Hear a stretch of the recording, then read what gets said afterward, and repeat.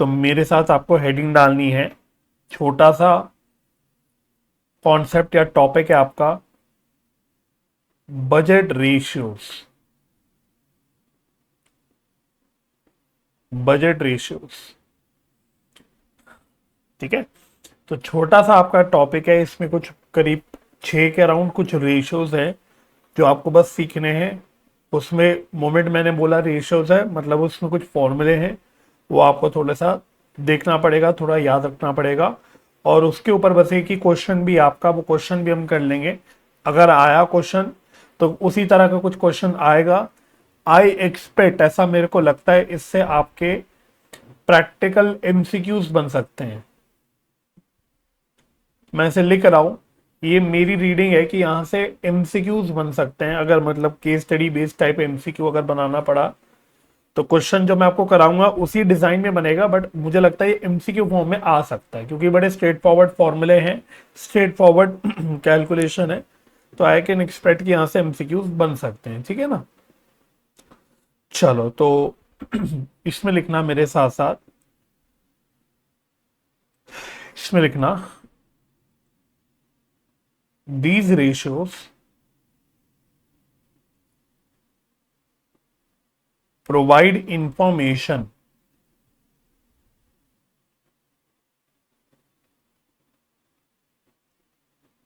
about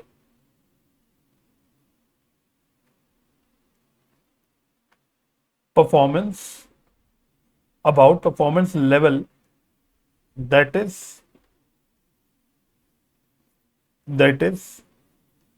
extent of deviation, extent of deviation of actual performance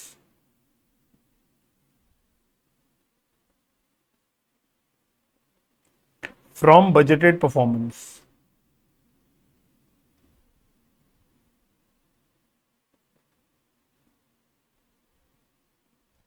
Of actual performance from budgeted performance. तो की points को इसमें highlight कर लो। ये रेशियोज आपको कुछ परफॉर्मेंस लेवल, मतलब आप ऐसे समझ सकते हो परफॉर्मेंस इवैल्यूएशन में मदद करते हैं, और ये आपको बताते हैं कि भाई हमारी डिविएशन कितनी रही, हमारी डेविएशन कितनी रही एक्चुअल रिजल्ट्स की, एक्चुअल परफॉर्मेंस की फ्रॉम बजटेड परफॉर्मेंस। तो बजटरी कंट्रोल यही तो था ना अल्टीमेटली। बजटरी कंट्रोल था क्या? बजटरी कंट्रोल में हम एक्चुअल को बजट से कंपेयर करके अपनी परफॉर्मेंस को मोटा मोटा इवेल्युएट करते हैं। तो ये आपको बताता है कि हमारी जो डेविएशन हुई है, जिसको आप वेरिएंस भी बोलते हो यहाँ पे कभी कभी, आपकी बजट में जो डेविएशन हुई है एक्चुअल और बजट में कितनी हुई है, इसका अंदाजा आपको देता है ये रेशियो। मतलब ये जो रेशियोज मैंने बोला 6 रेशियोज हैं, ये हम जो करेंगे अभी, ये आपको बताते हैं कि भाई क्या डेविएशन है। तो अल्टीमेटली अगर मैं आपसे बात करूं, मुद्दे की बात करूं आपके एग्जाम के पॉइंट ऑफ व्यू से, तो यहां से क्वेश्चन आएगा आपका। अगर आया तो थोड़ा मुझे लगता है वैसे कम है, चांसेस कम लगता है कि यहां से क्वेश्चन बनेगा, बट अगर क्वेश्चन बना तो रेशियोज की कैलकुलेशन का क्वेश्चन बनेगा, ठीक है। क्योंकि इस चैप्टर से जो ज्यादा इंपॉर्टेंट है, और वो आपने महसूस भी किया होगा, जो आपके प्रोडक्शन बजट था या जो आपका मटेरियल कंजम्पशन बजट था, मटेरियल परचेज बजट था, आपने देखा उसके ऊपर कितने सारे क्वेश्चन थे। सबसे इंपॉर्टेंट तो वो था। उसके बाद दूसरे नंबर पे अगर मैं आपको बोलूं फ्लेक्सिबल बजट पे, आपने देखा था कई सारे क्वेश्चन करे थे। तो वैसे मुझे लगता है ज्यादा प्रोबेबिलिटी इस चैप्टर से बनती तो वहीं से आने की क्वेश्चन, या तो प्रोडक्शन वगैरह जो बजट हमने लास्ट तक करे थे वहां से आ सकता है, या तो आपका मोस्टली फ्लेक्सिबल बजट वाला पार्ट आ सकता है। लेकिन कुछ और इधर उधर के, क्योंकि टॉपिक छोटे मोटे हैं, क्वेश्चंस भी है, तो यहां से बजट रेशियो से बन सकता है क्वेश्चन, जिसकी प्रोबेबिलिटी कम है थोड़ी, लेकिन है भाई, आने को कुछ भी आ सकता है सिलेबस में है तो आपको अल्टीमेटली क्या करना है, ये रेशियोज को लर्न करना है। तो मैं इसमें एक आर का सिंबल लगा रहा हूं। आर बोले तो आपको बस अपना अगर काम चलाना है इस टॉपिक का, तो बस ये रेशियोज को लर्न कर लेना, तो आपका काम चल जाए, ठीक है। तो कौन से रेशियोज है, बिल्कुल स्ट्रेट फॉरवर्ड, मतलब कुछ हम ज्यादा रेशियोज की इसमें एनालिसिस वगैरह कुछ नहीं करनी है आपको, सीधा बस कैलकुलेशन पे फोकस करना है। क्योंकि जैसे कि मैंने कहा एग्जाम के लिए उतना इंपॉर्टेंट मेरे हिसाब से है नहीं, तो मैं उतना टाइम भी नहीं लगाऊंगा इस पे। मैं सीधा सीधा आपको मुद्दे की चीज लिखवा दूंगा जो आपको काम आपका चला लेगी। तो पहला रेशो जो इसमें है दैट इज, इसका नाम है एफिशिएंसी रेशियो। और जितने भी रेशो हम वैसे करेंगे वो यहाँ पे जो हम निकालेंगे वो परसेंटेज में निकालेंगे। ठीक है, तो पहला रेशो है एफिशिएंसी रेशो, और इसका फॉर्मूला लिख लो आप मेरे साथ। और मुझे ऐसा लगता है इसमें जो मैं टर्म्स लिखूंगा वो आपको फेमिलियर भी लगेंगी। Standard hours upon actual hours into 100, क्योंकि परसेंटेज में निकालना है ना, तो इसलिए इंटू 100। जब मैं स्टैंडर्ड आवर्स बोलता हूं तो जरूरत तो नहीं पड़नी चाहिए, बट आपको फिर भी याद दिलाने के लिए, स्टैंडर्ड आवर्स का मतलब होता है standard hours for actual output. क्योंकि आप स्टैंडर्ड कॉस्टिंग चैप्टर पढ़ चुके हो पूरा, तो आपको अब ये अच्छे से वैसे पता होगा कि स्टैंडर्ड आवर्स का मतलब क्या होता है। तो standard hours mean standard hours for actual output. तो क्या आपको लर्न करना है, बस ये छोटे छोटे से फॉर्मूले लर्न करने को, ऐसे बड़ा कोई फॉर्मूला भी नहीं है, सिंपल ऐसे ही है। एक न्यूमरेटर होगा, एक डिनोमिनेटर होगा, मल्टीप्लाइड बाय 100, क्योंकि परसेंटेज में निकालना है। बस इतने सिंपल सिंपल छोटे छोटे आपके फॉर्मूले हैं, बस आपको ये पता रखने हैं ना। तो पहले रेशो का नाम हो गया एफिशिएंसी रेशो, फॉर्मूला हो गया standard hours upon actual hours. फिर दूसरे रेशो का नाम होता है इसमें एक्टिविटी रेशो। एक्टिविटी रेशो ये भी परसेंटेज में निकलता है, सारी रेशो इसमें परसेंटेज में निकालते हैं। तो इसका क्या फॉर्मूला होता है लिख लो, standard hours upon budgeted hours. ठीक है, तो अब मुझे आपको स्टैंडर्ड आवर्स मतलब स्टैंडर्ड वर्ड और बजट वर्ड में डिफरेंस बताने की जरूरत नहीं पड़नी चाहिए, आपको पता होना चाहिए। स्टैंडर्ड हम निकालते हैं फॉर एक्चुअल आउटपुट कितना स्टैंडर्ड है, जबकि बजट में हम पूरा प्रॉपर बजट ही लेते हैं, है ना। मैंने बोला कि मेरे एक्चुअल आउटपुट के कितने घंटे लगने चाहिए थे, और बजट तो मैंने बस टोटलिटी में जो बजट लगा रखा था कि कितने घंटे मेरे लगेंगे। तो दोनों में डिफरेंस है, राइट। तो स्टैंडर्ड कॉस्टिंग चैप्टर में दोनों का डिफरेंस हम लोग ऑलरेडी समझ चुके हैं। तो अब आपको बस फॉर्मूला अगेन याद रखना है, standard hours upon budgeted hours into 100, ये आपका आ गया एक्टिविटी रेशियो। ठीक है, इसके बाद तीसरे नंबर पे लिखो, थर्ड, इसमें लिखना calendar ratio. Calendar ratio again in percentage, इसका फॉर्मूला लिखना अवेलेबल ब्रैकेट में या actual working days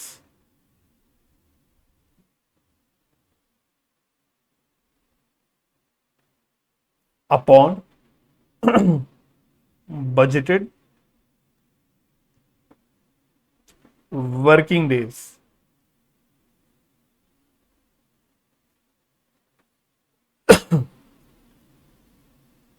multiplied by 100 again, because ये परसेंटेज में निकल रहा है। तो ये आपका कैलेंडर रेशियो का फॉर्मूला आ गया। अवेलेबल या एक्चुअल वर्किंग डेज कुछ भी बोल सकते हो, एक ही बात है, divided by budgeted working days multiplied by 100। तो this is known as calendar ratio.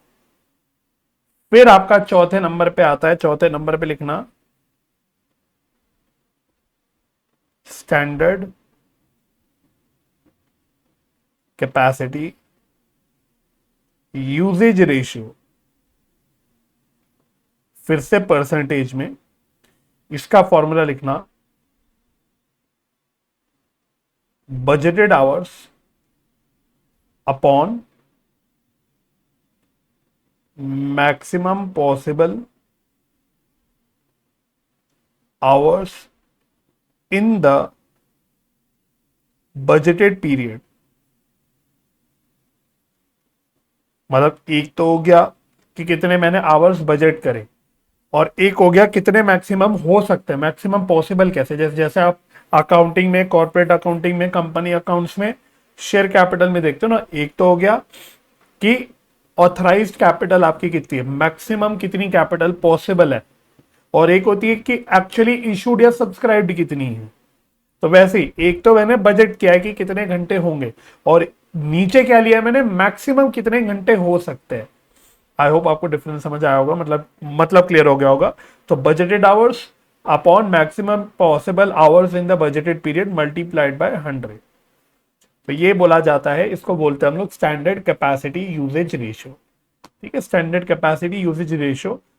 जैसे कि मैंने बोला, बहुत एनालिसिस इसकी आपके लिए रेलिवेंट नहीं है, तो मैं पढ़ नहीं रहा अननेसेसरीली एक एक रेशियो को हम तोड़े या एनालिसिस करें या बहुत ज्यादा इन डेप्थ घुसे, पॉइंट नहीं है, it will be a waste of time, है ना। हमें टाइम एफिशिएंट वे में कवर करना है अपना पूरा, तो इसलिए आप इसको बस जितना रेलिवेंट पोर्शन है उतना ही आपको मैं करा। ठीक है, तो इसको हम बोलते हैं स्टैंडर्ड कैपेसिटी यूजेज रेशियो। और इसी से मिलता जुलता नाम है अगले रेशियो का, स्टैंडर्ड को रिप्लेस कर दिया विद एक्चुअल, तो अगले रेशियो का नाम पड़ जाता है एक्चुअल कैपेसिटी यूजेज रेशियो। तो वैसे इसमें बस न्यूमरेटर मेनली चेंज होगा, तो इसमें लिखना इसमें ऊपर लिखना actual hours worked, actual hours worked upon maximum possible working hours in a period. लिखने का तरीका थोड़ा बदल गया।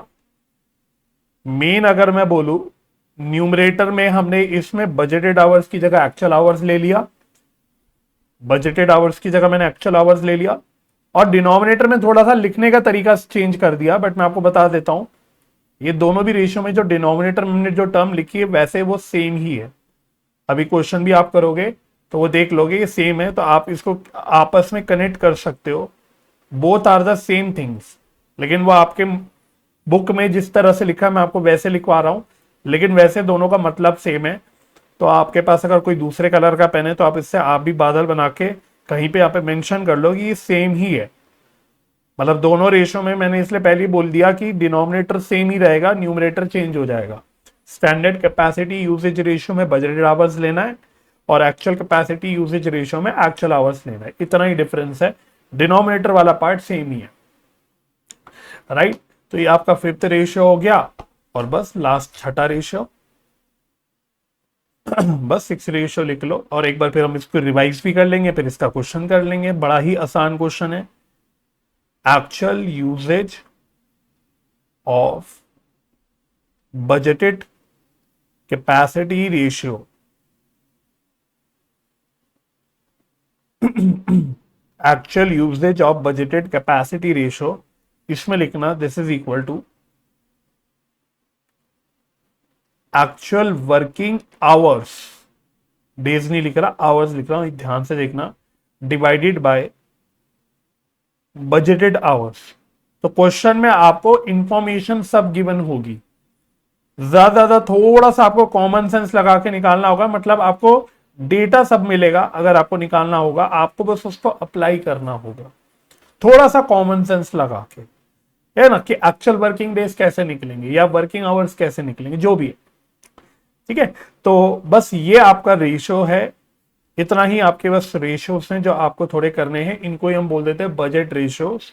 तो एक बार फटाफट से इनको रिवाइज कर लेते हैं, एक बार जल्दी से इनको एक बार रिवाइज कर लेते हैं, कोशिश करते हैं कि रिवाइज करते हुए थोड़ा थोड़ा याद रहने लग जाए, फिर आपको क्वेश्चन भी करा देता हूं इसका। तो एफिशिएंसी रेशियो, एफिशिएंसी रेशियो सबसे पहला है एफिशिएंसी रेशियो, इसका फॉर्मूला है standard hours upon actual hours into 100। फिर दूसरा है आपका एक्टिविटी रेशियो, इसका फॉर्मूला है standard hours upon budgeted hours into 100। तीसरा है आपका कैलेंडर रेशियो, इसका फॉर्मूला है अवेलेबल या actual working days upon budgeted working days multiplied by 100। फिर चौथा है आपका स्टैंडर्ड कैपेसिटी रेशियो, इसका फॉर्मूला है budgeted hours upon maximum possible hours into 100। इसी का भाई हो गया पांचवा ratio, that is actual capacity usage ratio, इसका फॉर्मूला है actual hours worked upon maximum possible hours multiplied by 100। और लास्ट हो गया actual usage of budgeted capacity ratio which is actual working hours upon budgeted hours into 100।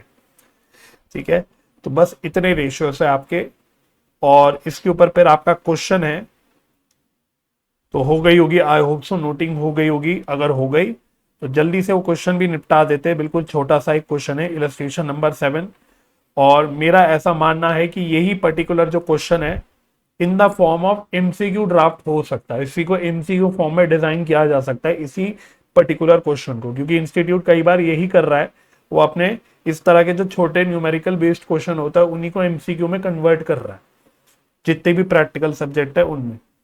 ठीक है, तो मुझे लगता है इसमें भी बड़े इजीली वो कर सकते हैं इंस्टीट्यूट ऐसा।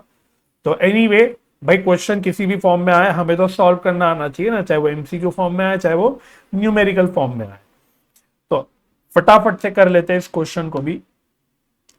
तो क्या कह रहा है देखो, following data is available for DKG and company. कह रहा है स्टैंडर्ड वर्किंग आवर्स है हमारे 8 आवर्स पर डे और 5 डेज पर वीक। हर रोज 8 घंटे, पर डे 8 घंटे और पर वीक 5 डेज। तो ऐसे बोल लो कि मतलब 40 आवर्स हो गया पर वीक, पर वीक 40 आवर्स हो गया। अच्छा, मैक्सिमम कैपेसिटी हमारी मान लो मतलब फैक्ट्री में या जो भी बोलो प्लांट में 50 इंप्लॉइज की है, मतलब हमारे यहाँ मैक्सिमम सिर्फ 50 इंप्लॉइज या वर्कर्स काम कर सकते हैं, लेकिन एक्चुअली कितने कर रहे हैं, एक्चुअली 40 कर रहे हैं। तो एक्चुअल इंप्लॉइज कितने हैं, 40 इंप्लॉइज हैं। अच्छा, actual hours expected to be worked per 4 week. तो अच्छा, हमारा इसका मतलब बजटेड पीरियड जो चल रहा है वो 4 वीक का चल रहा है। तो actual hours expected to be worked per 4 week, ये 6400 आवर्स है। चलो अभी भी बता देंगे। फिर standard hours expected to be earned per 4 week, कह रहे सॉरी स्टैंडर्ड आवर्स जो एक्सपेक्ट कर रहे हैं टू अर्न पर 4 वीक्स। तो मैं आपको बता देता हूं अभी के लिए इन दोनों टर्म्स के अराउंड मैं ऐसे बादल बना रहा हूं, ठीक है, और यहां लिख रहा हूं नॉट रेलिवेंट, ये इंफॉर्मेशन रेलिवेंट नहीं है। क्यों नहीं है, अभी जब क्वेश्चन सॉल्व कराऊंगा तो आपको अपने आप दिख जाएगा क्यों रेलिवेंट नहीं है। आपको मैं तब अभी सस्पेंस छोड़ रहा हूं, ये आपको इंफॉर्मेशन दे क्या रहा है वो मैं आपको अभी के लिए ये चीज सस्पेंस छोड़ के रख रहा हूं, ठीक है। फिर बताऊंगा कि ये एक्चुअली इंफॉर्मेशन आपको दी क्या है। तो हमारे लिए अभी तक सिर्फ फिलहाल मैं बता देता हूं, जो पहली 3 हमने इंफॉर्मेशन पढ़ी ये रेलिवेंट है, और फिर ये दोनों इंफॉर्मेशन रेलिवेंट है। यहां कह रहा है actual hours worked in the 4 week period, तो ये तो सिंपल एक्चुअल आवर्स हो गया। फिर यहां कह रहा है standard hours earn in the 4 week period, ये स्टैंडर्ड आवर्स हो गए, ये सिंपल ये एक्चुअल आवर हो गए, ये स्टैंडर्ड आवर्स हो गए, ठीक है। अच्छा, the related period is of 4 weeks, तो ऊपर पढ़ के ही समझ आ गया था वैसे, क्योंकि कई जगह उसने यहाँ पे लिख ही दिया है 4 वीक अगर आप देखोगे पीरियड, मतलब हमारा जो बजटेड पीरियड है वो 4 हफ्ते का है। In this period there was one special, नहीं होगा, थोड़ी अंग्रेजी गलत है, there was one special day holiday due to national event. तो इन 4 हफ्तों के जो बजटेड पीरियड में एक्चुअली में क्या हुआ कि एक दिन की छुट्टी पड़ गई। वैसे हमने क्या बोला, पर वीक 5 डेज होता है, बट आप मान लो कि 4 में से कोई एक हफ्ता ऐसे था जिसमें से 5 दिन में से एक दिन की छुट्टी हो गई, तो 4 दिन ही हुए होंगे, मतलब पूरे 4 हफ्ते में एक दिन की छुट्टी हो गई due to some national event, जो भी इवेंट हुआ होगा हमें मतलब नहीं, राइट। अच्छा, कैलकुलेट करो, बस आप देखो रेशियोस मांग रहा है आपसे, वही efficiency ratio, activity ratio, calendar ratio, standard capacity ratio, actual capacity usage ratio, इसके अलावा एक्चुअल यूसेज और बजटेड कैपेसिटी रेशियो। मतलब आप देख लो अल्टीमेटली जो 6 रेशियोस मैंने आपको लिखवाए उसी ऑर्डर में बस रिक्वायरमेंट है, ठीक है। बेहद ही आसान क्वेश्चन है, बस 2 इंफॉर्मेशन पे मैंने आपको बता दिया रेलिवेंट नहीं है, और वो अभी आपको दिख भी जाएगा क्यों रेलिवेंट नहीं है। आओ मेरे साथ, फर्स्ट लिखना, ऑर्डर में चलते हैं, अपना फॉर्मूला को बस अप्लाई करने की कोशिश करते हैं। एफिशिएंसी रेशियो, तो शॉर्ट में लिख लेता हूं मैं इसका formula, standard hours upon actual hours into 100। इसमें कोई प्रॉब्लम नहीं, क्यों, क्योंकि क्वेश्चन वाले ने आपको स्टैंडर्ड आवर्स और एक्चुअल आवर्स दे रखा है, ठीक है। ये स्टैंडर्ड आवर्स दे रखे, क्योंकि उसने आउटपुट की तो देखो कोई जानकारी दी नहीं है, या तो आउटपुट की जानकारी जैसे स्टैंडर्ड कॉस्टिंग चैप्टर में हमें एक्चुअल आउटपुट वगैरह पता होता है तो हम अकॉर्डिंगली निकालते हैं यूनिटरी मैथ्स लगा के, लेकिन यहाँ वो सब भी चक्कर नहीं है, उसने खुद ही डायरेक्टली स्टैंडर्ड आवर्स आपको बता दिए 7000 घंटे, और एक्चुअल आवर्स भी उसने बता दिया आपको 6000 घंटे, दैट्स इट। तो यही आपके डायरेक्टली इंफॉर्मेशन सब हो गई अवेलेबल। तो 7000 आवर्स आपके स्टैंडर्ड आवर्स हैं अपॉन 6000 आवर्स आपके एक्चुअल आवर्स हैं मल्टीप्लाइड बाय 100, तो सीधा सीधा 7 डिवाइडेड बाय 6 इंटू 100, तो ये आ रहा है 116 0.67% अप्रोक्सीमेटली 116.67%। चलो ये तो आई थिंक हो गया, इसमें कोई प्रॉब्लम नहीं हुई होगी, बस फॉर्मूले में पुट कर दी चीजें तो आपका आंसर आ गया। दूसरा है आपका सेकेंड रेशियो जो उसने पूछा था, दैट वाज एक्टिविटी रेशियो। इसका फॉर्मूला है standard our upon budgeted hours into 100। तो स्टैंडर्ड आवर्स की अगर बात करें तो वही बात है भाई, स्टैंडर्ड आवर्स तो हमें ऑलरेडी पता है 7000, ऊपर भी यूज किया। अच्छा, बजटेड आवर्स हमें एज सच डायरेक्टली तो दिख नहीं रहा, हालांकि उसने टेढ़े ढंग से लिख के मैंने बताया है, आपको सस्पेंस में छोड़ा है, उसने टेढ़े ढंग से ये भी वैसे बता दिया है, बट वैसे देखा जाए तो दिख नहीं रहा कि बजटेड आवर्स क्या है। तो ये मेरा अभी फिलहाल सस्पेंस हो गया, मैंने लाल डब्बा बना के छोड़ दिया। तो जरा बजटेड आवर्स पे हम लोग डिस्कशन करते हैं, भाई क्या होगा मेरा बजटेड आवर्स। तो उसने देखो क्या बोला था, उसने बोला था मेरे 8 घंटे होते हैं पर डे, 5 डेज होता है पर वीक, और बजटेड पीरियड कितने हैं मेरे, 4 वीक्स। अच्छा, इसमें मेरी मैक्सिमम कैपेसिटी तो है 50 इंप्लॉइज की, वो तो सिर्फ मैक्सिमम कैपेसिटी है, लेकिन करते कितने इंप्लॉइज काम है वैसे, 40 इंप्लॉइज। तो अगर मैं सारी इंफॉर्मेशन देखूं, मैंने बोला 4 हफ्ते का बजटेड पीरियड है, मतलब बजट पीरियड है मेरा, उसमें मुझे अपने वर्किंग आवर्स ये वाले पता है जो मेरे वैसे रहते हैं 8 घंटे पर डे, 5 डेज पर वीक। तो इस हिसाब से अगर मैं अंदाजा लगाऊंगा, मैंने आपको इतनी इंफॉर्मेशन दी और बोला बताओ बच्चों ये बजटेड पीरियड में इसका मतलब कितने घंटे होने चाहिए या कितने घंटे होंगे, यही तो है ना बजटेड पीरियड। मैं बोल रहा हूं मेरे बजटेड पीरियड में कितने घंटे होंगे, ये मैं अंदाजा लगा रहा हूं, ये मैं बजट कर रहा हूं। तो वेरी सिंपल ना, देखो क्या है चक्कर, फिर बड़ा सिंपल है, आ भाई जल्दी से इधर। तो देखो हमने बोला 40 इंप्लॉइज हैं यहां पे, हमने बोला पर डे 8 आवर्स होता है वर्किंग, पर वीक 5 डेज है, और मेरे बजट पीरियड में 4 वीक्स हैं, है ना। मतलब ये मेरे हो गए, इसका मतलब मेरे ऐसे में इसको थोड़ा इलेबरेट करने के लिए मैं बोल सकता हूं ये 40 आवर्स मेरे रहते हैं पर वीक, एक हफ्ते में 40 आवर्स रहते हैं, और मेरे बजटेड पीरियड में है 4 वीक्स। और सारे इंप्लॉइज का क्योंकि हमें लेना है, तो अगर 40 ये एक इंप्लॉय का हो गया, मतलब दिस इतना आपके 4 हफ्ते के बजटेड पीरियड में एक इंप्लॉय का घंटा हो गया, बजटेड घंटा।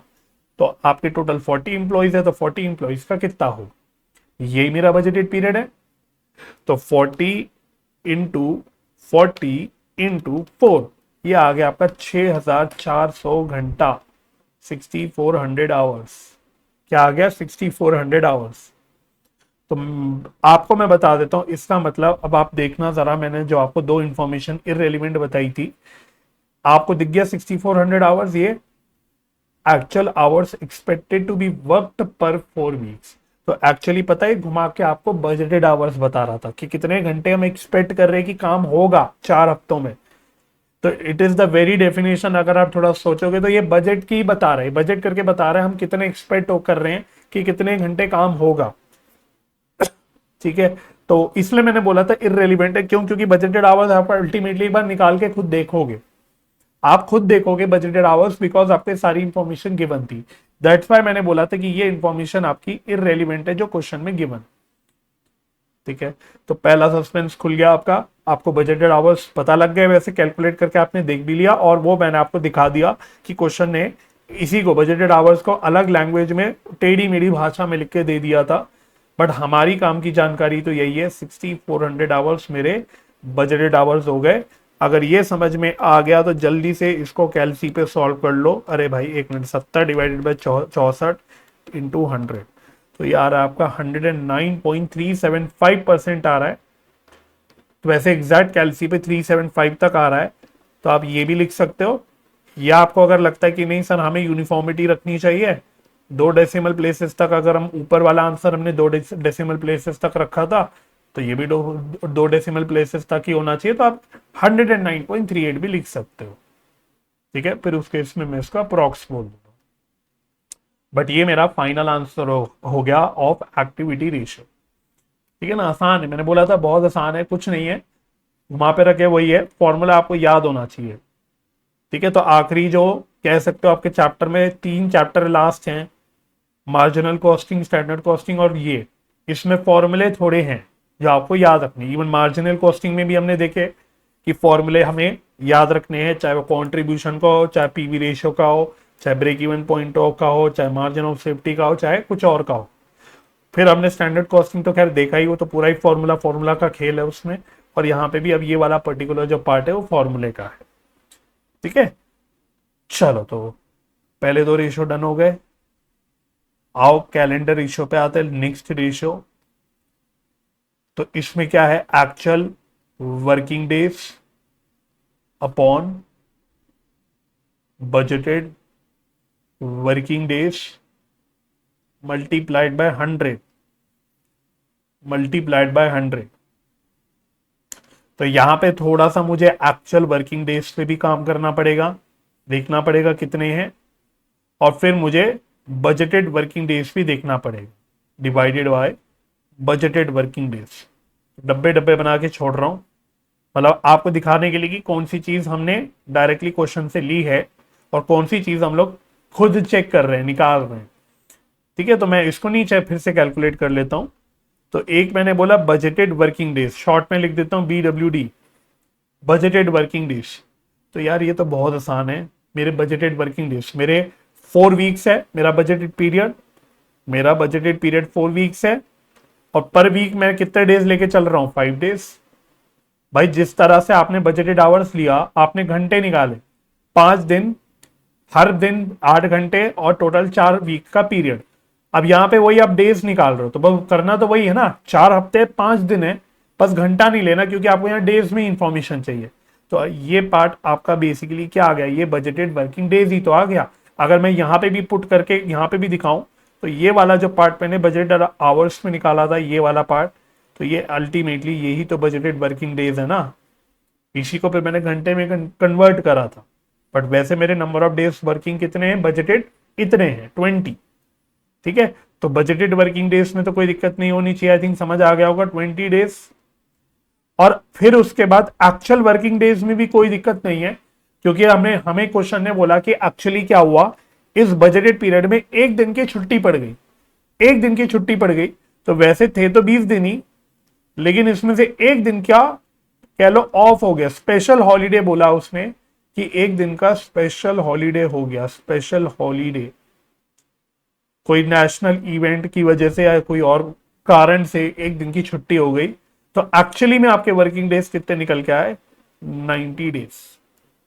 दैट्स इट, खत्म हो गई बात। बजटेड वर्किंग डेज निकल गया, एक्चुअल वर्किंग डेज निकल गया। अब बस इसको पुट कर लो, तो एक्चुअल में 19, बजटेड में 20। तो ये तो 20 पंजे 100 होता है, तो 19 5 कितना होता है, 19 5 होता है आई थिंक 85 में 95 क्या आता है, 19 इंटू 5, हाँ ये आ रहा है 95। तो आपका इसका आंसर आ गया 95%।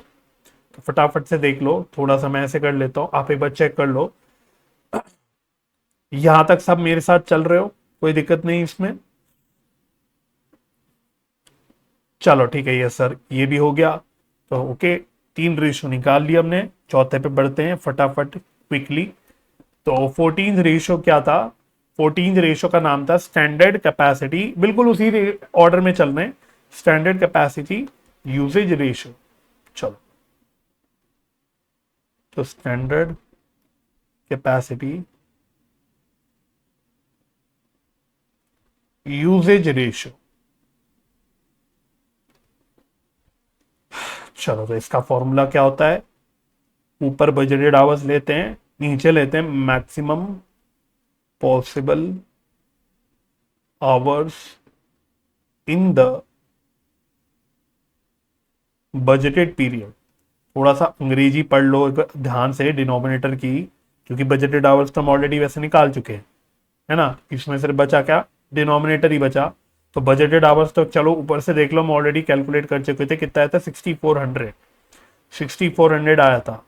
निकालना क्या हमको, इसमें डिनोमिनेटर को निकालना है हमको, that is maximum possible hours कितने हो सकते हैं हमारे बजटेड पीरियड में, मैक्सिमम। तो यार थोड़ा सा अगर लगा लो कॉमन सेंस, मैंने आपको पहले ही बोला था कॉमन सेंस अगर लगा लो, तो मैक्सिमम पॉसिबल आवर्स क्या रहेंगे, कितने हो सकते हैं। तो यहां पे क्वेश्चन ने बोला था हमारे मैक्सिमम नंबर ऑफ इंप्लॉइज कितने हो सकते हैं, 50। तो अगर मैं ज्यादा से ज्यादा सब कुछ लू, मैक्सिमम मैक्सिमम उठाऊं, तो ज्यादा से ज्यादा मेरे फैक्ट्री में 50 इंप्लॉइज काम कर सकते हैं। अब मैं यहां पे एक्चुअल नहीं ले रहा, यहां मैं मैक्सिमम देख रहा हूं कि कितना हो सकता है।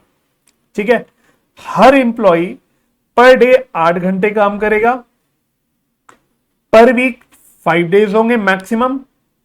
भाई हर रोज मैक्सिमम 8 घंटे का काम होगा, उससे ज्यादा नहीं होगा। इसी तरह से पर वीक 5 डेज ही होंगे, 6th डे होने का सवाल नहीं, 5 ही दिन वर्किंग डेज हो सकते हैं। और मेरा बजटेड पीरियड है कितना, 4 वीक्स है। मेरा बजटेड पीरियड है कितना, 4 वीक्स है, काम खत्म हो गया। तो जैसे अल्टीमेटली बजटेड आवर्स निकाला था वही किया आपने। आपने सिर्फ क्योंकि मैक्सिमम लेना था तो आपने 40 इंप्लॉइज जहां बजटेड आवर्स में कंसिडर करा था, यहां पे आपने 50 कर लिया। समझ आ गया, क्योंकि वहां पे तो हम जो चल रहा है, जितने इंप्लॉइज वैसे चल रहे हैं हमारे फैक्ट्री में, उसके हिसाब से देख रहे थे कि कितने आवर्स बजट हो सकते हैं। यहां तो हमें मैक्सिमम पॉसिबल चेक करना है। तो 50 इंटू क्या था, ये 5 8 इंटू 4, तो ये आ रहा है 8,000 घंटे, 8,000 आवर्स, 8,000 आवर्स। तो मेरे मैक्सिमम पॉसिबल आवर्स कितने निकल के आ गए, 8,000 आवर्स। तो एक बार जरा मैं वापस से क्वेश्चन में लेके आऊं, दूसरी इररेलीवेंट इंफॉर्मेशन क्या थी आपकी, दिख गया कि आपको 8,000 घंटे। इसको अब इसका मतलब इसने क्वेश्चन ने मैक्सिमम पॉसिबल आवर्स को लैंग्वेज में बदल के बोल दिया standard hours expected to be earned per 4 weeks. लेकिन आपको इस लैंग्वेज पे फोकस करना ही नहीं, क्योंकि आपको इंफॉर्मेशन सारी ऑलरेडी गिवन थी, तो आप अपने आप ही ये कैलकुलेट कर सकते थे। तो फाइनली मेरे बजटेड आवर्स 6400 और मैक्सिमम पॉसिबल आवर्स 8000 हो गए। तो आई थिंक ये 80% आ रहा है, ये आपका आंसर आ रहा है 80%। तो ये भी डन हो गया, आपका मैक्सिमम पॉसिबल आवर्स निकल गए। अगर ये हो गया ना, तो पांचवा रेशो आप समझ गए आसान है, क्योंकि पांचवें रेशो में बजटेड आवर्स को चेंज करके एक्चुअल आवर करना है हमको, और डिनोमिनेटर बाकी सेम ही रहने वाला है। चलो लगे हाथ, अब पांचवा रेशो भी निपटा दो। तो बजट स्टैंडर्ड की जगह वर्ड लग गया actual, not activity, sorry, actual.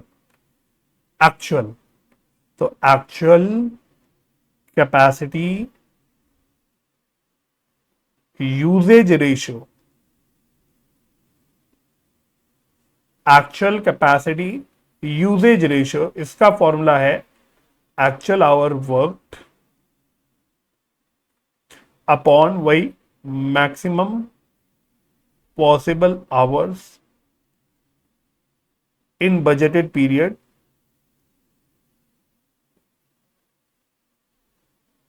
Multiplied by 100, multiplied by 100। तो एक्चुअल आवर्स कितने थे हमारे पास, क्वेश्चन में हमने ऑलरेडी यूज किया था। एक्चुअल आवर्स थे हमारे 6000। तो बस यहां पे आ गया 6000, मैक्सिमम पॉसिबल आवर्स मैंने निकाल लिया 8000, मल्टीप्लाइड बाय 100, खत्म। तो 3/4, तो ये आएगा 75%। इसका आंसर आ जाएगा 75%।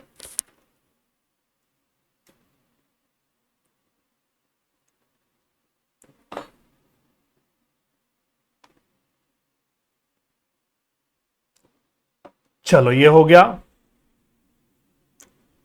सिक्स्थ फॉर्मूला लिख लो, मतलब सिक्स रेशियो, इसका फॉर्मूला मतलब इसका नाम था एक्चुअल यूजेज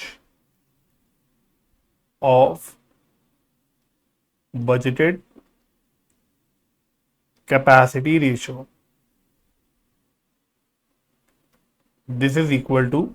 तो देखो वैसे कॉन्सेप्चुअली क्या फॉर्मूला लिखा था हमने, बुक की लैंग्वेज का लिखा था एक्चुअल वर्किंग आवर्स। बात वही है ना, एक्चुअल वर्किंग आवर्स बोले तो एक्चुअल आवर्स ही निकल के आए। एक्चुअल वर्किंग आवर्स का मतलब मेरे बजटेड पीरियड में कितने वर्किंग आवर्स आ रहे हैं, that means actual hours only. ठीक है, तो लिखने की बात है, बट ये है एक्चुअल आवर्स। तो यहां पे भी ऐसा कोई दिक्कत नहीं है, सीधा सीधा हो गया आपका काम। तो आप इसको इजीली लिख सकते हो, actual hours upon budgeted hours multiplied by 100। तो एक्चुअल आवर्स मेरे कितने थे, 6000, बजटेड आवर्स मैंने 6400 निकाले थे, मल्टीप्लाइड बाय 100। खत्म।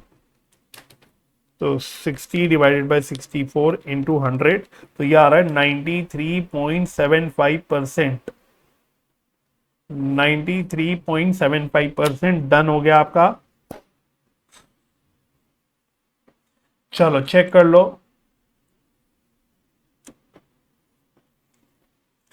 ठीक है जी। चलो तो प्रैक्टिकल पार्ट तो वैसे डन हो गया। प्रैक्टिकल पार्ट आपका डन हो गया। दो थ्योरेटिकल टॉपिक कराने हैं, उससे पहले एक बार चेक कर लेना। आई थिंक क्वेश्चंस हमारे हो गए होंगे, मुझे ऐसा लगता है हमारे क्वेश्चन सारे हो गए। कोई नहीं हुआ तो वो होमवर्क में रहा होगा। 1 हो गया था। 2 मैंने शायद होमवर्क में दिया था आपको, हाँ 2 मैंने होमवर्क में दिया था आपको। इसके अलावा मैंने आपको सारे क्वेश्चंस भी करा दिए, मैंने आपको सारे इलस्ट्रेशंस भी करा दिए। एक क्वेश्चन ही बस होमवर्क में था, बाकी मोर और लेस मैंने सब कुछ आपको करा दिया। अब बस आपको कोई दो बस थ्योरेटिकल टॉपिक मुझे कराने हैं। मुझे 2 थ्योरेटिकल टॉपिक कराने, छोटे छोटे से हैं। तो बस आपको वापस से जरा थोड़ी देर के लिए अपने कॉन्सेप्ट वाले रजिस्टर पे ही आना है ना। बिल्कुल आखिरी हमें बस खत्म करना है फॉर्मेलिटी के लिए, फिर आपका ये चैप्टर भी डन हो जाएगा। तो जल्दी से अपने रजिस्टर पे आना दूसरे, और हेडिंग डालना। इसमें हेडिंग डालना बहुत ही आसान, मतलब वैसे छुटपुट छुटपुट से आपके कॉन्सेप्ट्स हैं या थ्योरेटिकल टॉपिक्स हैं। तो जीरो बेस्ड बजटिंग, तो हेडिंग डालो जीरो बेस्ड बजटिंग। इसको मैं शॉर्ट में ZBB बोल देता हूं, बस ऐसे ही इसको मैं शॉर्ट में ZBB बोल देता हूं, जीरो बेस्ड बजटिंग। ठीक है, तो मेरे साथ लिखते भी रहो, समझते भी रहना, बिकॉज है बड़ा आसान ये भी। ठीक है, जैसे जैसे मैं लिख रहा हूं इसको आप लिखते रहना, आपको समझ उससे आ भी जाएगा लिखते लिखते, और बाद में जब रीड करोगे तो भी आपको क्लियर रहेगा। तो देखो होता क्या है जीरो बेस्ड बजटिंग समझाने के लिए, पहले हम सोचते हैं, देखते हैं कि ट्रेडिशनली बजटिंग वैसे होती कैसे। मतलब ट्रेडिशनली हम कोई अगर बजट सेट करते हैं, मैंने फॉर एग्जांपल बोला मैंने सेल्स का बजट सेट किया कोई, तो ट्रेडिशनली बजट कैसे सेट किया जाता है। फॉर एग्जांपल मैं ईयर नंबर 2 का, सेकेंड ईयर का बजट सेट कर रहा हूं। मैं कोई ईयर 2 की कोई बजटेड फिगर सेट करना चाहता हूं। जैसे कि मैंने फॉर एग्जांपल बोला कि मैंने बोला कि मुझे ईयर 2 की सेल्स का बजट निकालना है कि कितनी मेरी सेल्स रहेगी।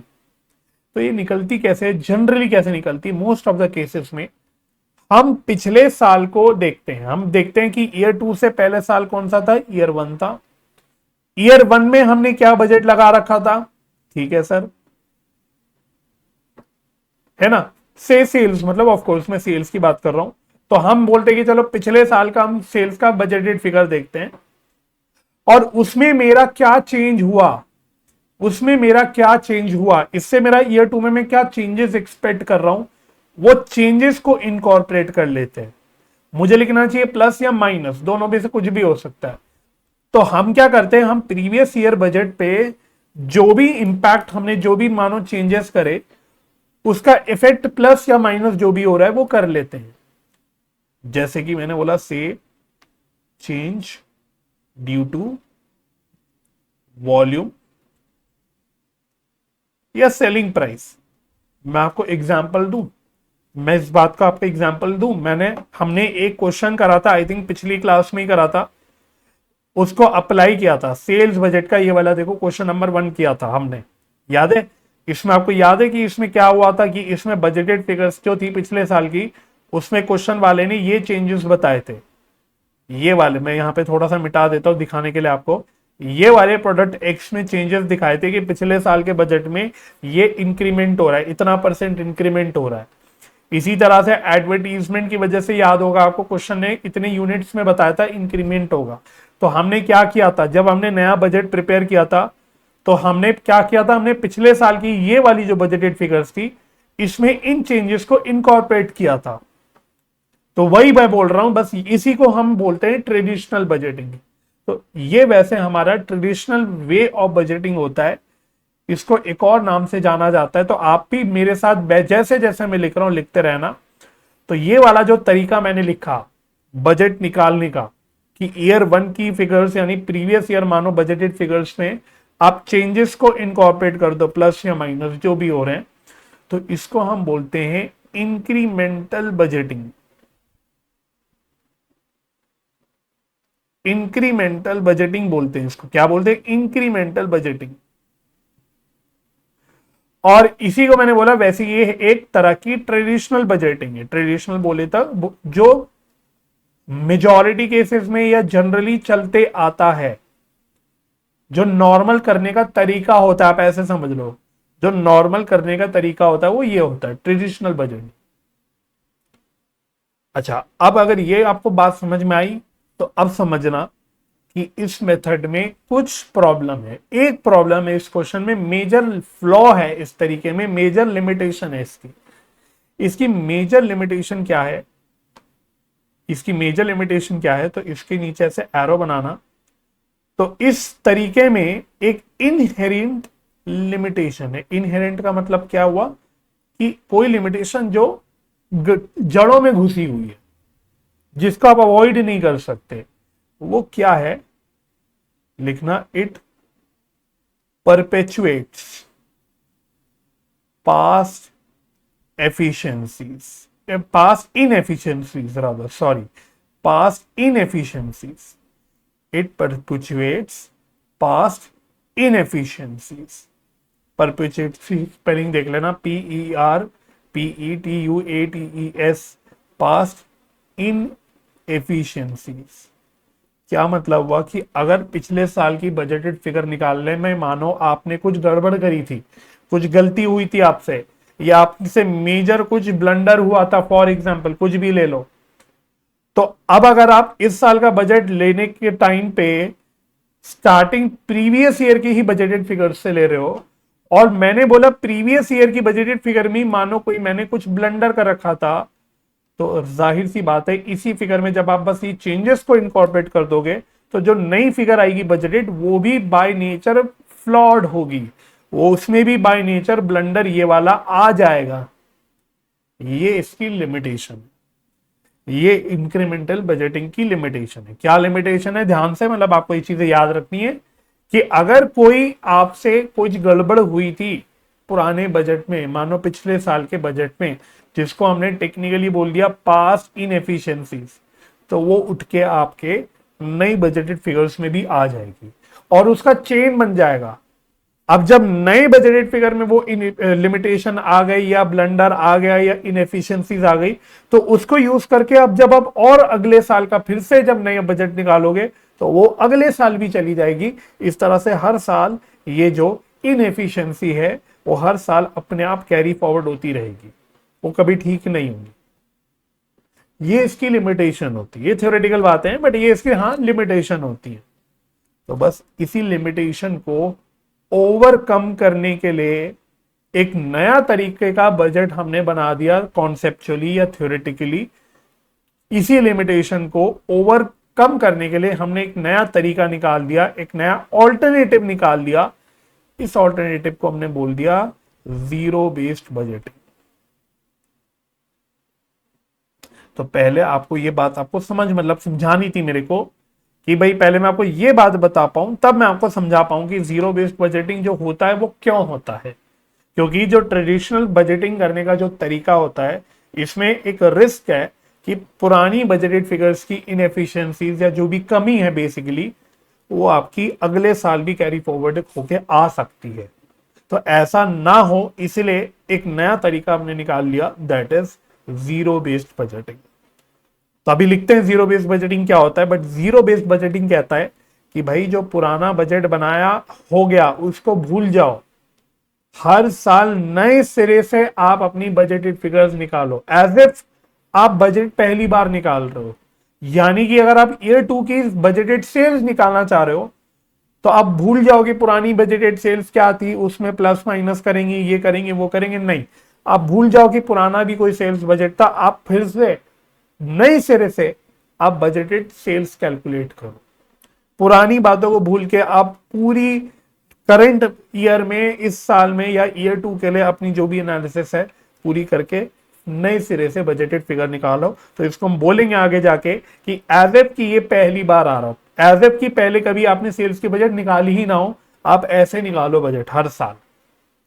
इसी को बोलते हैं जीरो बेस्ड बजटिंग। तो यहां जीरो बोलने का मतलब क्या है कि हम बोलते हैं ना, ऐसे हम एक फ्रेज होता है कि जीरो से स्टार्ट करना, जीरो से स्टार्ट करना।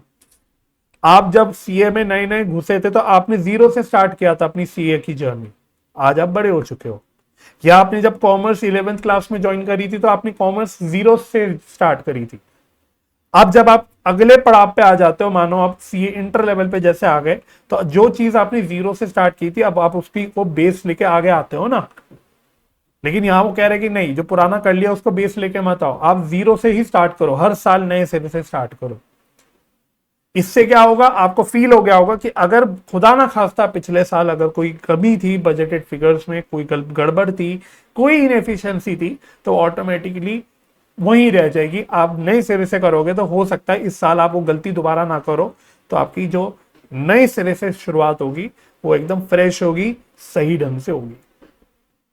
बस इसी को बोल दिया जाता है जीरो बेस्ड बजटिंग। वैसे बड़ा सिंपल मीनिंग है जीरो बेस्ड बजटिंग का, अगर आपको ये बेसिक मेरी बात समझ में आ गई तो मेन पॉइंट क्या है जीरो बेस्ड बजटिंग का, अभी लिख भी लेते हैं सारी बातों को, बट मेन है कि जीरो बेस्ड बजटिंग क्या है कि हर साल जब आप बजटेड फिगर निकालो तो जीरो से स्टार्ट करो, एज इफ आप पहली बार कर रहे हो, एज इफ आप वो बजटेड फिगर पहली बार निकाल रहे हो, एकदम जीरो से आप पूरा सारी अपनी जो भी कैलकुलेशन या स्टडी या एनालिसिस जो भी है आपका, जीरो से स्टार्ट करके हर साल आप पूरा नया काम करो।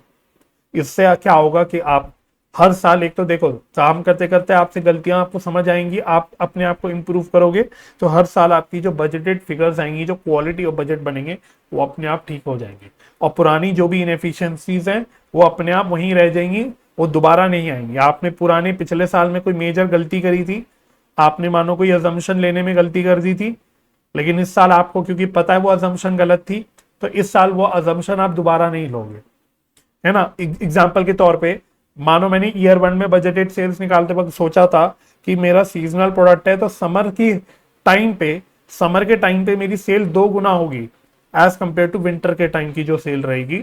लेकिन जब आपने एक्चुअली में जब सेल वेल करी तो आपने सोचा, आपको पता लगा कि अजम्पशन आपकी मानो बिल्कुल गलत थी, ऐसा कुछ नहीं है। आपके प्रोडक्ट की इक्वल डिमांड है दोनों भी सालों में। आप कोई कोल्ड ड्रिंक बना के बेच रहे थे, आपको लगा समर में इसकी बड़ी डिमांड रहेगी एज कंपेयर टू विंटर्स में, तो आपकी 2 या 3 गुना सेल होगी समर में एज कंपेयर टू विंटर। लेकिन आपने जब एक्चुअली करा तो आपने देखा कि ऐसा कुछ हो नहीं रहा, लगभग लगभग आपकी कोल्ड ड्रिंक की उतनी ही डिमांड है सेल समर में और विंटर में। इस तरह मैं ऐसे एग्जांपल दे रहा हूं, राइट। तो अब आप इस साल जब नए सिरे से बजट बनाओगे तो आप इस बात को ध्यान में रखते हुए बनाओगे, यानी पुरानी आपने जो गलत असम्पशन ली थी वो आप दोबारा नहीं लोगे। लेकिन अगर आप पुरानी ही बजट फिगर को लेके आ जाओगे तो कहीं ना कहीं यही गलत असम्पशन फिर से आपकी इस साल आ जाएगी कैरी फॉरवर्ड होके, ठीक है ना। तो आपको I believe zero based budgeting पूरा मतलब उसकी कहानी समझ में आ गई होगी। अगर आ गई तो अब आप बस मेरे साथ साथ लिख लो, अब सिर्फ मैं यही बातों को आपको लिखवा दूंगा और लिखते लिखते होपफुली आपको समझ भी आ जाएगा और भी क्लियरली कि हाँ ठीक है, जो बातें मैंने आपको समझाई उसी को हम लोग यहाँ पे कहीं ना कहीं डिस्कस कर रहे हैं, ठीक है। तो अब ये तो बस आपकी अंडरस्टैंडिंग के लिए था, ये पहला पॉइंट जो मैंने आपको लिखवाया और कराया ये सिर्फ आपको बेस बनाने के लिए था, आपकी अंडरस्टैंडिंग के लिए। मेन आपका अब यहां से शुरू हो रहा है, तो अब आप लिख लो यहाँ पे नेक्स्ट एरो डाल के ZBB, इसका मीनिंग लिख लो। अब इसका मीनिंग लिख लेना मेरे साथ साथ, development of budgeted figures with zero as base. समझ गए ना, यहां पे जीरो एज बेस बोलने का क्या मतलब है, that is previous years figures are not taken as base। यानी और सीधा सीधा बोलने जाओ तो प्रीवियस ईयर की जो बजटेड फिगर है उसको आप कंप्लीटली भूल जाते हो, उसको इग्नोर कर देते हो, ठीक है। तो ये होता है ZBB, that is zero based budgeting. Next, it is an, अब बाकी देखो थ्योरेटिकल भी बातें आएंगी कुछ कुछ, it is an activity based budgeting system, budgeting system, it is an activity based budgeting system where budgets are prepared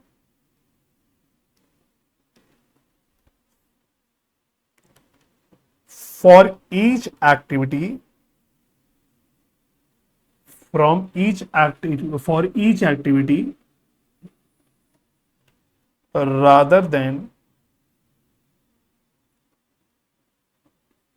functions और department. Ultimately अब एक्टिविटीज पे फोकस करते हो, ठीक है, मतलब पूरी तरह से मॉडर्न अप्रोच है। जैसे एक्टिविटी बेस्ड कॉस्टिंग जो हम पढ़ते हैं वो भी हम बोलते हैं ना, एक मॉडर्न तरीका है करने का, जहां पे आप एक्टिविटीज पे फोकस करते हो, अपने फंक्शंस पे नहीं करते, ट्रेडिशनल चीजों को इग्नोर करके एक नए ढंग से काम को करते हो। तो ये भी वही है, हम जब जीरो बेस्ड बजटिंग करते हैं तो हम जब बजटिंग करते हैं एक्टिविटीज के लिए करते हैं, ना कि फंक्शंस के लिए या कोई पर्टिकुलर डिपार्टमेंट के लिए। अच्छा, अगला theoretical point, zero based budgeting is suitable for both corporates as well as non-corporate entities। Corporate मतलब होता है कंपनीज, नॉन कॉर्पोरेट मतलब other than companies, full stop.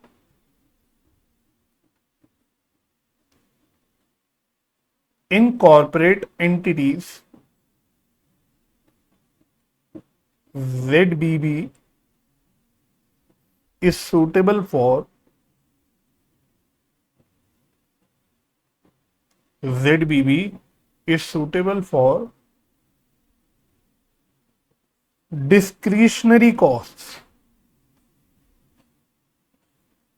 Like discretionary cost जैसे क्या होती है, R&D की कॉस्ट होती है, ट्रेनिंग की कॉस्ट होती है, एडवर्टीजमेंट की कॉस्ट होती है, जहां पे मतलब आपसे मतलब कंपनी जो है अपना डिस्क्रिशन लगाती है, अपना जजमेंट लगा के कॉस्ट इनकर करती है ना। कोई कंपनी बहुत ज्यादा एडवर्टीजमेंट पे खर्चा करती है, उनको लगता है हमें बहुत ज्यादा एडवर्टीजमेंट में करना पड़ता है। कोई कंपनी R&D पे ज्यादा करती है, मतलब वो अपने बिजनेस के लिए जो सही लगता है उस हिसाब से ज्यादा या कम खर्चा करती है, ठीक है ना। तो ऐसी कॉस्ट जो कंपनीज अपने जजमेंट के हिसाब से इनकर करती है, कोई ज्यादा कोई कम, इसको हम डिस्क्रिशनरी कॉस्ट कहते हैं। तो इसकी एग्जांपल होते हैं, कोई कंपनी हो सकती है जिनको लगता है R&D पे ज्यादा इनकर करेंगे कॉस्ट, मतलब खर्चा करेंगे, इन्वेस्टमेंट करेंगे तो हमारे बिजनेस के लिए ज्यादा अच्छा रहेगा। कोई कंपनी कहती नहीं R&D में हमें करने की जरूरत नहीं, हमारे पास ऑलरेडी अच्छी टेक्नोलॉजी लगी हुई है, सब है, हमें एडवर्टीजमेंट पे ज्यादा करने की जरूरत है, तो ऐसी कंपनी एडवर्टीजमेंट पे करेगी।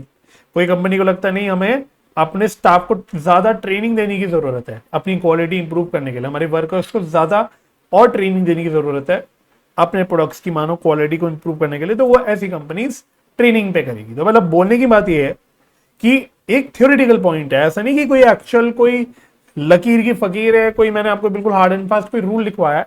एक थ्योरेटिकली बस बोलने वाली बात है कि कॉर्पोरेट एंटिटीज के केस में, कंपनीज वगैरह के केस में जनरली माना जाता है कि जो ये जीरो बेस्ड बजटिंग है, ये इस तरह के जो डिस्क्रिशनरी कॉस्ट है इनके ऊपर लगाने के लिए सूटेबल है, ठीक है। तो कंप्लीटली थ्योरेटिकल पॉइंट, मतलब इसमें कोई प्रैक्टिकल ऐसा कोई मैं बात आपको बता नहीं रहा, एकदम थ्योरेटिकल बात बता रहा हूं, ठीक है जी।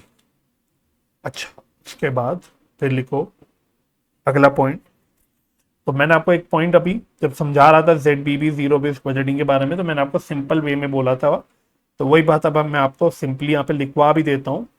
और आप कभी मतलब अगर लिखना हुआ है इसके बारे में तो आप ये लिख भी सकते हो, in simple words, in simple words, in ZBB budget is prepared as if it is being prepared as if it is being prepared for a new company for a new company for the first time for a new company for the first time. तो यही मैंने आपको बताया था ना कि जेडबीबी में ultimately मतलब हमारी सोच क्या रहती है कि हम कोई जो भी बजटेड फिगर निकाल रहे हैं हम पहली बार निकाल रहे हैं, मतलब पहले हमने कभी सेल्स की फिगर सेल्स का बजट बनाया ही नहीं, ऐसे बोलने की बात है।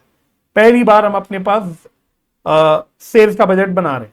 तो वैसे पहली बार बजट कौन बनाएगा? नई कंपनी बनाएगी नहीं भाई, जिस कंपनी का पहला साल होगा वही पहली बार बजट बनाएगी। जो पुरानी कंपनी होगी तो वैसे वो तो वैसे बना चुकी होगी। तो इसलिए हमने बोला फॉर अ न्यू कंपनी, मतलब नई कंपनी ने, अगर हम नई कंपनी होते तो हम बिल्कुल नए सिरे से बिल्कुल पहली बार बनाते सेल्स का बजट।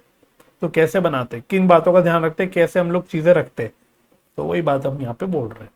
इसलिए इसका नाम जीरो बेस्ड बजटिंग है कि सिंपली हम लोग अपना जीरो से स्टार्ट करते हैं बजटिंग। ठीक है, अच्छा बस इसके बाद इसके कुछ थ्योरेटिकल फीचर्स और लिख लो, क्योंकि मेरे हिसाब से ये थोड़ा सा इंपॉर्टेंट है, तो इसके बस फीचर्स लिख लो। तो अगला एरो पॉइंट ही बना लो, नॉट वेरी इंपॉर्टेंट वैसे, है ना, not very important for exam, but चलो फिर भी मैं आपको इसके फीचर्स लिखवा देता हूं, क्योंकि ओवरऑल ये मुझे टॉपिक लगता है थोड़ा अच्छा टॉपिक है, कॉन्सेप्चुअली इंपॉर्टेंट है आपके लिए। तो पहला बुलेट पॉइंट लिखना, all budgeted items are considered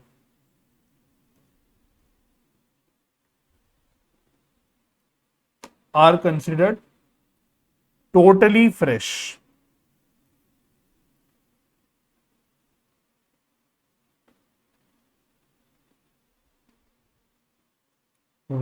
whether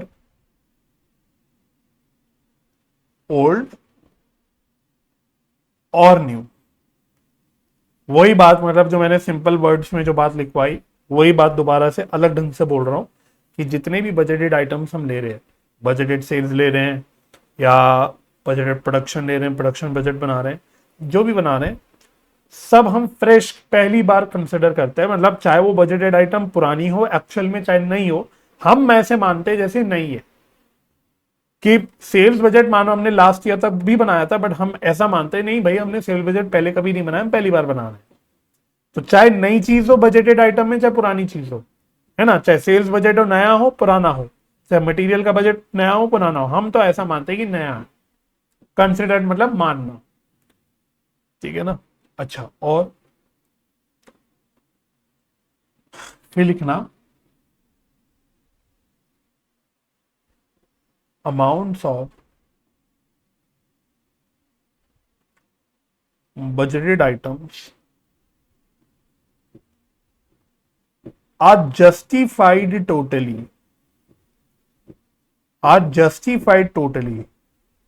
तो जीरो बेस्ड बजटिंग से होगा क्या, जो भी आपके बजटेड फिगर्स आप लोगे, जितनी भी बजटेड चीजें आप दिखाओगे, सबके लिए आपके पास ओरिजिनल बजटेड फिगर जस्टिफिकेशन होगा, एक्सप्लेनेशन होगा।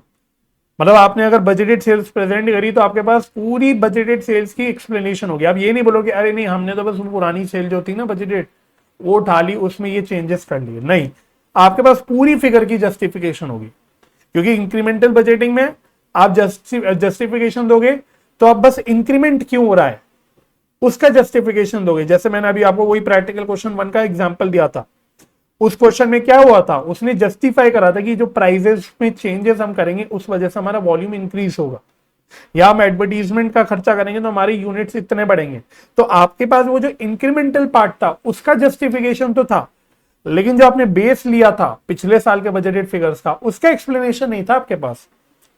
समझ आ रही बात? तो यहां क्या होगा, यहां तो आप क्योंकि पुराने साल का कोई फिगर एज अ बेस ले ही नहीं रहे हो, आप तो यहां पे नई सिरे से नई फिगर उठा रहे हो, तो आपके पास पूरी ही फिगर जितनी भी आपकी बजटेड सेल्स की होगी फॉर एग्जांपल, पूरी ही फिगर का जस्टिफिकेशन होगा।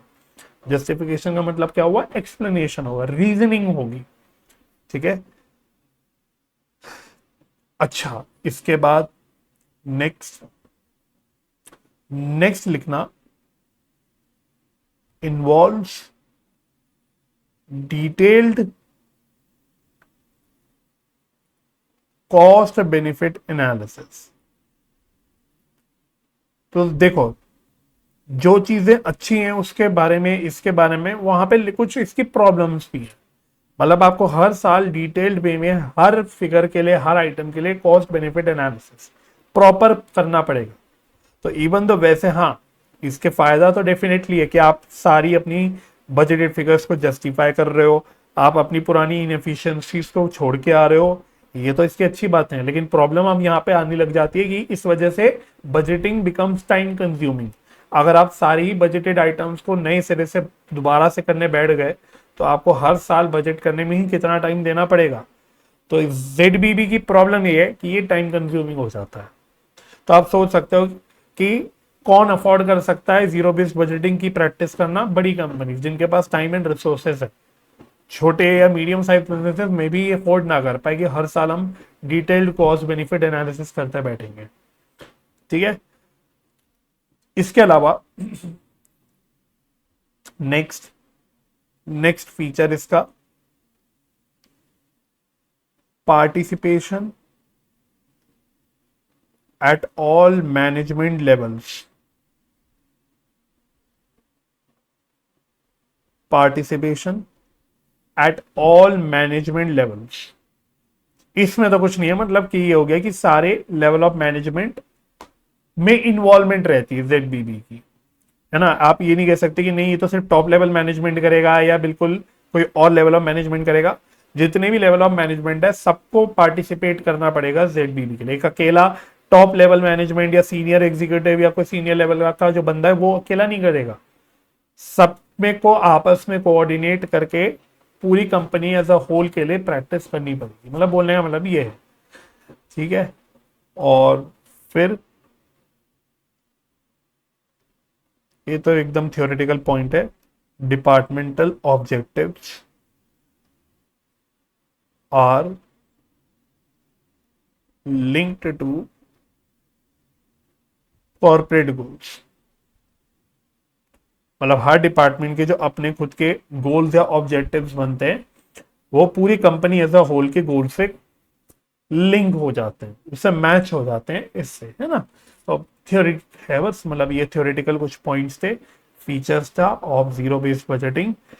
तो बस इसको निपटा लो और फिर बस लास्ट एक बज गया आपको जो मुझे कराना है। ये करने के बाद ऐसे ही एकदम छोटा सा थ्योरेटिकल टॉपिक है, तो ये नोट कर लिया हो तो आपको अगले टॉपिक में आना है। दैट इज, मैं हेडिंग डाल देता हूं, परफॉर्मेंस बजटिंग।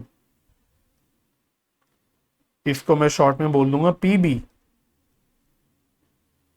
Performance budgeting. मतलब इसमें तो वैसे कुछ है ही नहीं इतना इंपॉर्टेंट, बट फिर भी चलो, ज्यादा नहीं लिखना है इसमें, एक दो बस पॉइंट में ही इसका टॉपिक मतलब खत्म हो जाएगा। तो इसमें लिखना, it is a technique of performance evaluation. It is a technique of performance evaluation of an organization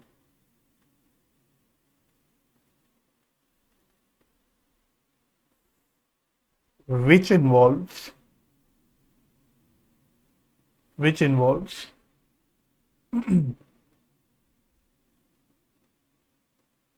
predetermining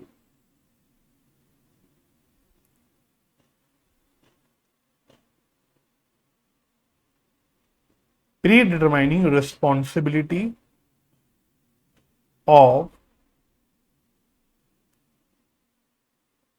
various levels of management,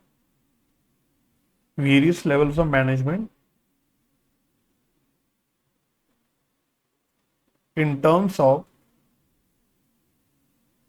results expected from them, in terms of results expected from them, and comparing it with actual results.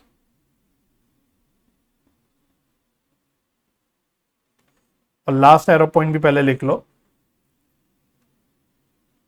Such budgeted results are generally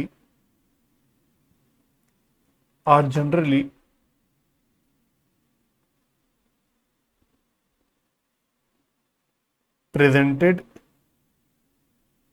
in terms of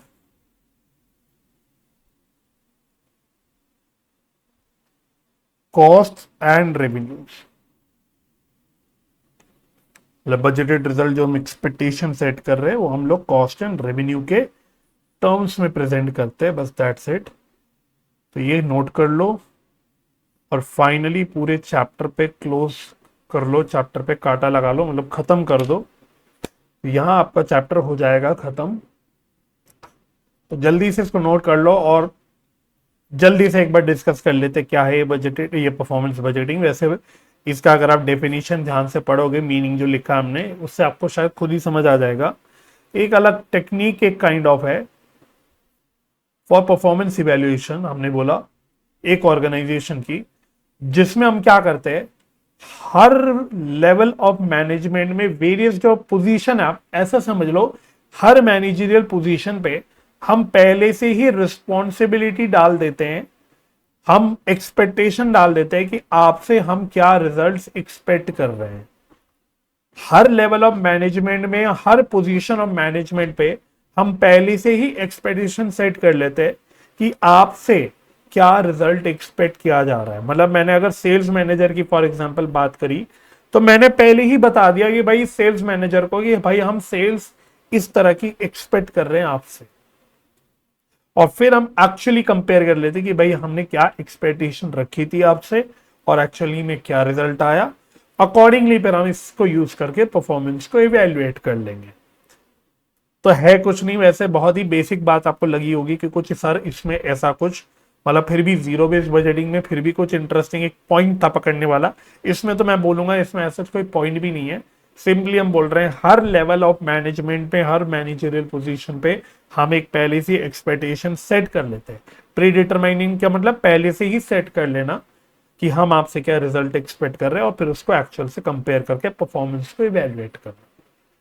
बाकी वही है कि ये जो results हम set करते हैं वो जनरली कॉस्ट एंड रेवेन्यूज के फॉर्म पे करते हैं। जैसे अगर मैंने सेल्स मैनेजर की बात करी, तो मैं सेल्स कितनी होगी मेरी, मैं कितनी एक्सपेक्ट कर रहा हूं कि हमारी कंपनी की सेल्स या रेवेन्यू हो जाएगी, ये मैं रुपीज में, मतलब सेल्स के फिगर के फॉर्म पे बताऊंगा। तो अकॉर्डिंगली जो अल्टीमेटली जो सेट करते हैं बजटेड रिजल्ट्स, जो प्री डिटरमाइन करते हैं एक्सपेक्टेशन, ये करते हैं in the form cost and revenue, मतलब रुपीज में कह सकते हैं, मॉनेटरी टर्म्स में करते हैं। आप ऐसे मतलब समझ लो that is in monetary terms. ठीक है, तो बस इसको बोलते हैं परफॉर्मेंस बजटिंग, दैट्स इट। तो यहां आपकी कहानी हो गई खत्म। तो अब जाके आपका ये चैप्टर भी हो जाता है खत्म। ठीक है, चलो जी।